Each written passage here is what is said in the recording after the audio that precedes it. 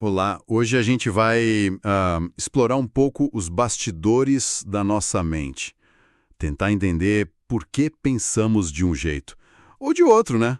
Vamos usar como base as ideias do Daniel Kahneman, lá do livro Rápido e Devagar. A ideia central é que a gente opera com tipo dois sistemas de pensamento.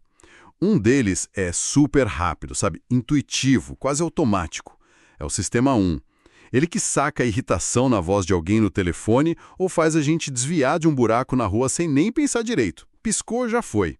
E tem o outro, o sistema 2. Esse é o pensador lento, analítico. Ele, bom, exige esforço. A gente usa ele para calcular, sei lá, 23 vezes 78 de cabeça, ou para se concentrar numa palestra meio chata. Ele geralmente prefere ir mais devagar. E aí que está um ponto crucial, né? O sistema 2, ele tende a ser econômico, preguiçoso talvez. Ele precisa de atenção, de autocontrole, e esses são recursos que acabam. Se esgotam. Atividades que exigem muito dele, elas cansam mesmo. É a tal lei do menor esforço em ação. A gente evita gastar energia mental se puder. Tem até aquele estudo com juízes de condicional em Israel, lembra? Sugeriu que no fim do dia, mais cansados, eles tendiam a ir para a decisão padrão, mais simples. Talvez por causa dessa fadiga, né? Faz todo sentido. Então, a nossa missão aqui é entender como essa dança, sabe? Entre o rápido e o devagar. E essa nossa mania de pegar atalhos mentais. Como isso tudo mexe com nossos julgamentos, nossas decisões, e muitas vezes a gente nem percebe. Mas como que o sistema 1 dá conta de tanta coisa se o 2 é que é o pensador? Então, ele usa justamente esses atalhos, as chamadas heurísticas. São tipo umas regras de bolso, sabe? Eficientes na maior parte do tempo, mas nem sempre perfeitas. Uma delas é a heurística da disponibilidade. Basicamente, a gente julga o quão comum algo é pela facilidade com que um exemplo daquilo vem na nossa cabeça. Ah, tipo, sei lá, quando tem muita notícia de acidente de avião e, de repente, todo mundo fica com mais medo de voar, mesmo que estatisticamente não faça tanto sentido. Exatamente isso. Ou aquele exemplo dos casais, né? Que cada um acha que faz mais tarefa doméstica porque, claro, lembra mais fácil do que o que ele mesmo fez. Perfeito. O que vem fácil à memória parece mais frequente. E a intensidade da lembrança conta muito. Uma história dramática, pessoal, gruda mais na mente que um monte de número, de estatística fria. E o curioso é que até a dificuldade em lembrar pode influenciar. Num estudo, pediram para um grupo listar 12 exemplos de quando foram assertivos. Que é difícil, né? 12 exemplos. E para o outro grupo, só 6 exemplos, mais fácil. O resultado: quem teve que ralar para lembrar 12 se achou menos assertivo. A dificuldade em lembrar diminuiu a confiança na própria característica. A fluidez da memória mexeu no julgamento. Caramba, que doido isso. E tem outro atalho desses que a gente usa muito. Tem sim. A heurística da representatividade. Essa é clássica. A gente tende a classificar algo ou alguém baseado no quanto essa coisa ou pessoa se parece com o nosso estereótipo daquela categoria. E aí, muitas vezes, a gente ignora informações estatísticas super importantes, as taxas base. Quer dizer, o quão comum aquela categoria realmente é no mundo real. Como naquele caso do Tom W. O cara descrito como super organizado, detalhista. Aí perguntam se é mais provável ele ser bibliotecário ou fazendeiro. E o pessoal aposta em bibliotecário, mesmo sabendo que tem muito mais fazendeiro por aí, né? Exato.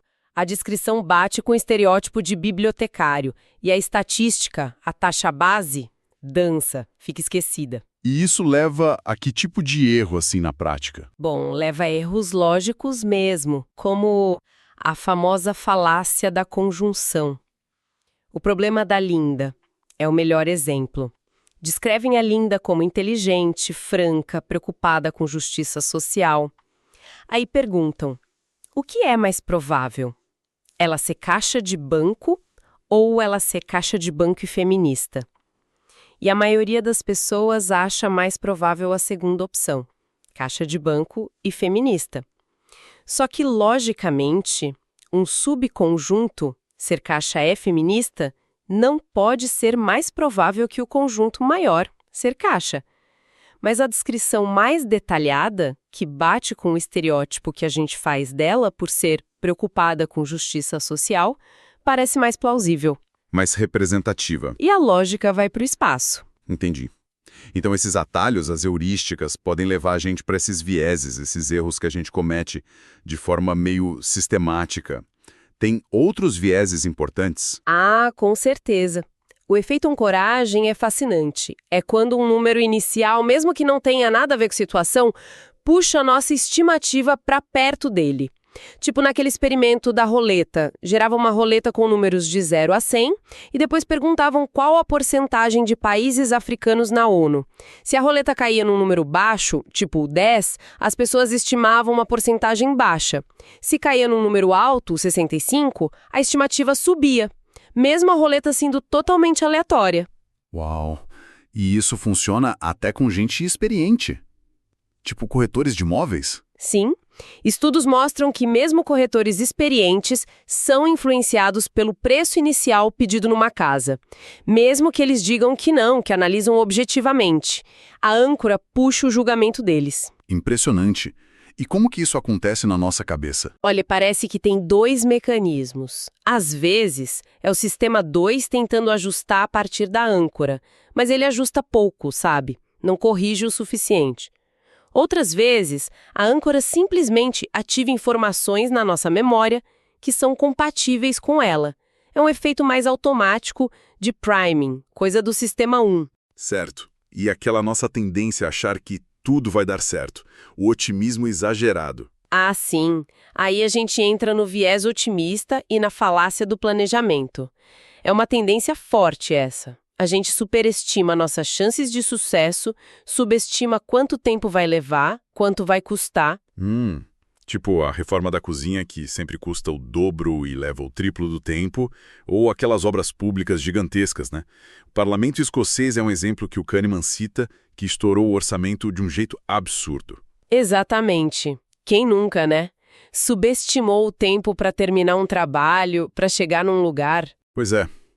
E de onde vem isso? Por que a gente faz tanto isso? O Kahneman liga isso a um conceito-chave que ele chama de WSIAT. É uma sigla em inglês para What You See Is All There Is.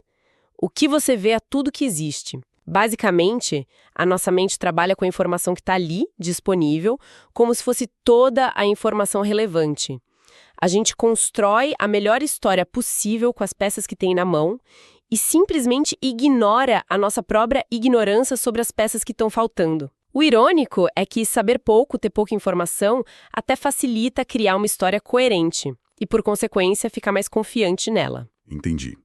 Faz sentido isso? Talvez explique também aquela sensação de eu sabia depois que algo acontece. Aquele viés retrospectivo? Isso está totalmente ligado. Depois que um evento acontece, ele parece óbvio, inevitável.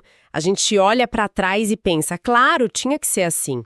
É muito difícil reconstruir a incerteza que a gente sentia antes do evento. Então a gente acaba achando que entendeu o passado muito melhor do que realmente entendeu. E isso, claro, deixa a gente super confiante para prever o futuro, o que geralmente não dá muito certo. Tá claro. Então, para a gente ir fechando, o resumo da ópera é que nossa mente tem esse sistema 1 super ágil, ótimo para fazer associações rápidas, usar atalhos, o que é útil pra caramba, mas esses mesmos atalhos acabam levando a gente para erros que são até previsíveis, né? Os tais vieses. Exatamente. O sistema 2, o lento, ele pode sim intervir, pode corrigir, usar a lógica, mas isso exige esforço, atenção. E muitas vezes ele acaba só concordando com a intuição rápida do sistema 1.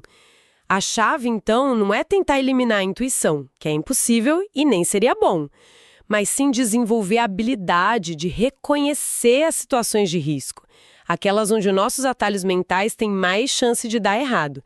E aí sim, nessas horas, especialmente se a decisão for importante, a gente precisa fazer um esforço consciente para acionar o pensamento mais crítico, mais analítico do sistema 2. Uma técnica que ajuda muito é buscar ativamente informações, pontos de vista que vão contra a nossa primeira impressão, que desafiam a nossa intuição inicial. Interessante. Me fica aí uma reflexão final, né? Já que é tão difícil a gente perceber os nossos próprios vieses, mas talvez seja um pouquinho mais fácil notar os vieses dos outros. Será que um caminho prático para tomar decisões melhores não seria justamente criar o hábito de, assim, de propósito mesmo, ouvir e considerar de verdade quem pensa diferente da gente? Fica aí para a gente pensar?